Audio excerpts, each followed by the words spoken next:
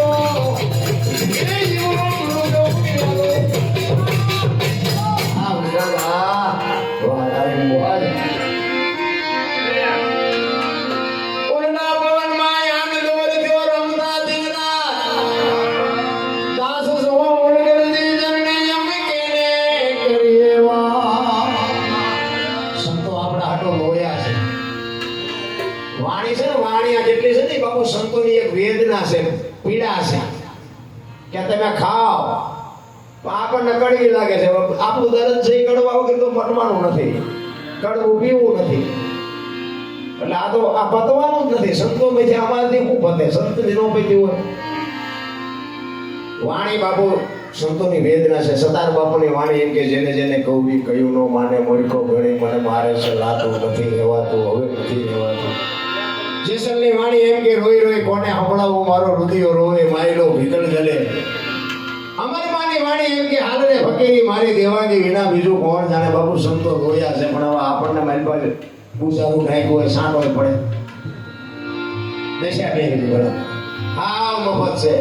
હું તો ગમે ત્યાં ભજનમાં પ્રોગ્રામમાં જોઉં મારી તો બે ભલામણ હોય કે એવું ધ્યાન એક રાખજો કે મા બાપની સેવા કરજો. એના જેવું બાપુ છે મોટું કાર્ય કોઈ છે જ નહીં.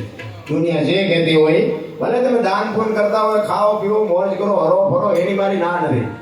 પણ માને બાપને જાળવવાનું ચૂક્યા ને એટલે સમજી લેજો તમારી ગાડી ચૂકી ગઈ. એક તમને હાથ જોડીને કહું છું, મારે તમારે કાંઈ લેવા દેવા નથી. હું કાંઈ પૈસા લેવા નથી આવ્યો કે મારું કઈ નામ કમાવવા નથી આવ્યો. મને ભગવાને નો હાસ્ય કોણ એટલું આપ્યું છે. મારે કોઈ ભગવાનની દયા છે. મારે કઈ જોતું નથી, મારે કઈ ખૂટે એવું છે. પણ એક અમુકના મા બાપની જે વેદના છે ને આપણે જોઈએ છીએ ને, અને એની વેદના બાપુ આપણું કાળજું વીધી નાખે. આપણે એમને ઘરે એક સંતાન માટે મા બાપે જેટલી બાપુ પીડા વેઠી છે, હે પાણા એટલા દેવ કર્યા હોય. દીકરા હાડું થઈને દીકરાના મોઢા જોયા હોય. અમારો દીકરો મોટો થઈને અમારી સેવા કરશે, એને સારી જગ્યાએ ભણાવશો, સારી જગ્યાએ લગ્ન કરશો. અને એ દીકરા મોટા થયા પછી જો મા બાપને રોટલા હાટું વારા કાઢવા પડે, અરે એ દીકરા હોય તો શું, ન હોય તો શું. મારા બાપ મા બાપને જાળવી લેજો. પછી મા બાપ જેવા હોય એવા. એક મારી ખાસ ભલામણ. હું કોઈને કહેતો નથી કે ના ગાયોના ખડમાં જો ના મંદિર બંધાવો ના કથા વંશાવો, કાંઈ જરૂર નથી. બધાનું બરોબર જ છે, બધું હાલે છે. કીડીને કણને હાથીને મળે 1000 હાથ વાળો તેજ આપણે નહીં દે, કોઈ મરી નથી જવાનું. અને આખી દુનિયામાં બધાને દેવા વાળા મળે. તમારા મા બાપને તમારા સિવાય કોઈ નથી. લખવું હોય તો લખી લેજો.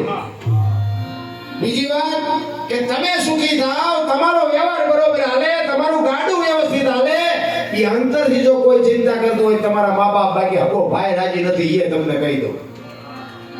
એની અંદરની જે વેદના છે એ તમારા વિધિના ચકડા ફેરવી નાખશે. એનો જો આશીર્વાદ અડી જાય ને, વિધિના ચકડા ન ફેરવી જાય તો ભજન ગાવાનું આપણે બંધ કરી દઈએ. ભલામણ બસ મારી એક ભલામણ છે, મા બાપની સેવા કરો. આ વ્યસન થી થોડાક આગળ રહ્યો અને ભાઈઓ કુટુંબમાં બધો મેળ રાખો, જીવવાની મજા આવશે. આ બધા મફતની દવાઈઓ છે સુખી થવાની. આ વગર પૈસે આ સુખી થઈ જવાય. એટલે હું તો એમ કહું છું, અમારું કોઈ સાંભળતું જ નથી. 90 રૂપિયાની કિલો બદામ છે, 3000 ની કિલો તમાકુ છે. બોલો તમાકુ ઉપડે છે? બદામ નથી ઉપડતી. સોકું ઘી આમ બજારમાં ઉભા રહેજો. સોકું ઘી 2 કિલો 5 કિલો લઈને ઉભા રહેજો. રાડ્યું પાડજો. સોકું ઘી છે, સોકું ઘી જો કપે મને કહેજો. ઓલા દારૂ બાવળિયા બેસે તો ખેપી જાય. પીપડા બાપુ બેસાઈ જાય. વ્યસનથી આગાર્યો. હું એવું નથી કહેતો કે જે ન કરવા જો. બાપુ મેં ખટારો આંક્યો, હું 25 વર્ષ ખટારો આંક્યો. હિન્દુસ્તાન આખું રખડીને બેઠો છું. બાકી મારા દેહને મેં અડવા નથી દીધું. કોઈ કે દરબારે દારૂ કાપી દો, ફરમાની ખાલી દીધી, 5 લાખની શરત મારીને આવજો. મને કોઈ ખવડાવનારા પીનારા નહીં મળ્યા. પણ મારું ગુણ કેવું, મારું ખાનદાન કેવું, મારા મા બાપ પણ આનો પાવર નો જ મરી જવાય. આ પાવર થી કહે છે એટલા માટે કહે છે, મારા એકમાં નહીં, મારા આખા કુટુંબમાં. બાપુ હજી આજે મેં ચુવાડિયા કોળીનું ગામ છે મારું ગામ. તમે કદાચ નહીં જોયું હોય, પણ 90% વસ્તી ચુવાડિયા કોળીની છે. અને હાથ પડે ને એટલે બધા બાદશાહ થઈને ઉભા હોય. પણ આપણે એમને ગુજરાતીમાં કહી દીધેલું કે પીધા પછી આ બધા ન સરતા ને ટાટિયા પડ્યા રહે છે. આને ગેરંટી કહેવાનો મારો મિનિંગ. આ દુનિયામાં બાપુ સાથી કાઢીને બોલી એવી છે, રિયાસી જીવન એવું જીવ્યા છે એટલે બોલી એવી છે. એમ જીવાય એવું. બાકી તો ભલામણ જાનવરને ખબર પડે કે મારી ડેલી છે, બીજાની છે ડેલી, તો આપણું જાનવર નથી જતું. એ ખબર તો એને પડે છે. અરે રાતે 2 વાગે તમારા ઘરે આવો ને તમને જોઈને જો તમારી બજારનું કૂતરું પૂંછડી નો પટપટાવે તો મરી જવાય ને. ભલામણ તમારું કૂતરું તમને નથી ઓળખતું. શું જગત તમને ઓળખવાની હતી? જીવન મળ્યું છે ભલામણ. મને એમ થાય જીવે એવું જવે આવ્યું. આપણા ગરડા ભૂખ્યા મરી ગયા. ભલામણ સારું જોડું નથી જડ્યું, પગમાં કોઈ સારું લુગડું નથી જડ્યું. હવે અત્યારે તમને કોઈ મૂક્યાનો માર્ગ નથી, પણ જ્યાં જાઉં ત્યાં બધા રોવે જ છે. અમારી પાસે દા નથી, અમારી પાસે દા નથી. મરો ન હોય. શું જોવે શેઢો જ નથી કઈ. ભલામણ